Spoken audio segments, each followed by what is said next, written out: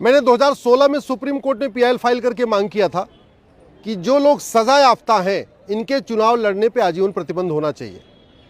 उसी मामले पे आज सुप्रीम कोर्ट में सुनवाई हुई है और हमने इसमें रिप्रेजेंटेशन ऑफ पीपल एक्ट का जो सेक्शन 8 है और सेक्शन 9 उसको चैलेंज किया हुआ है। इस कानून के सेक्शन 8 और 9 के अनुसार जिसको 2 साल तक की सजा होगी उसके चुनाव लड़ने पे तो कोई रोक ही नहीं है। वहीं दूसरी तरफ किसी को 2 दिन की सजा हो जाए तो वो सरकारी नौकरी के लिए अयोग्य हो जाता है। अगर किसी को 2 दिन की सजा हो जाए तो वो आदमी चपरासी नहीं बन सकता, क्लर्क नहीं बन सकता, होमगार्ड नहीं बन सकता, सिपाही नहीं बन सकता। लेकिन 2 साल तक की सजा होने पे भी सांसदों विधायकों के चुनाव लड़ने पे कोई रोक नहीं है। अगर 2 साल से ज़्यादा की सजा हो तब जाके चुनाव लड़ने पे मात्र 6 साल का प्रतिबंध है। हमने इसीलिए रिप्रेजेंटेशन ऑफ पीपल एक्ट के सेक्शन 8 और 9 को चैलेंज किया हुआ है। आज माननीय सुप्रीम कोर्ट ने भी इस पर गंभीर चिंता जाहिर किया और सरकार से पूछा कि अगर एक सजा याफ्ता व्यक्ति सरकारी कर्मचारी नहीं बन सकता, एक सजा याफ्ता व्यक्ति क्लर्क नहीं बन सकता, एक सजा याफ्ता व्यक्ति चपरासी नहीं बन सकता, फिर वो सजा याफ्ता सांसद और विधायक का चुनाव कैसे लड़ सकता है और सांसद विधायक कैसे बन सकता है।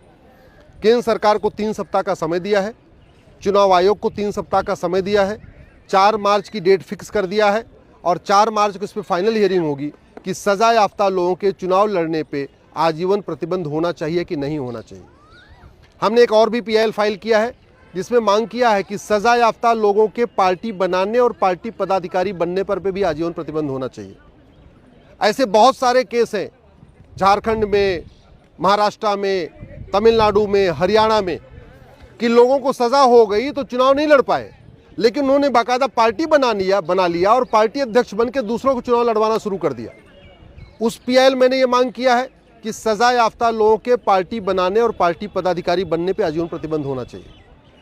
एक हमारी तीसरी पीआईएल है जिसमें मैंने कहा है कि जिन लोगों के खिलाफ गंभीर मामलों में चार्ज फ्रेम हो चुका है, हत्या, बलात्कार, मनी लॉन्ड्रिंग, किडनैपिंग, एक्सटॉर्शन, ऐसे गंभीर मामलों में जिनके खिलाफ चार्जेस फ्रेम हो गया है, उनके चुनाव लड़ने पे रोक लगनी चाहिए और उनका मुकदमा जब तक डिसाइड न हो जाए तब तक उनके चुनाव लड़ने पे प्रतिबंध होना चाहिए। तो इस तरीके से कुल चार हमारी याचिकाएं हैं। पहली पिटीशन है कि एमएलए एमपी कोर्ट बने, पूरे देश में एमएलए और एमपी का मुकदमा 1 साल के अंदर डिसाइड हो, उस पर सुनवाई चल रही है। दूसरी पिटीशन है कि जो सज़ा हो जाए उसके चुनाव लड़ने पर आजीवन प्रतिबंध लगे। तीसरी पिटीशन है कि जो सज़ा याफ्ता हैं उनके पार्टी बनाने और पार्टी पदाधिकारी बनने पर आजीवन प्रतिबंध लगे। और चौथी पिटीशन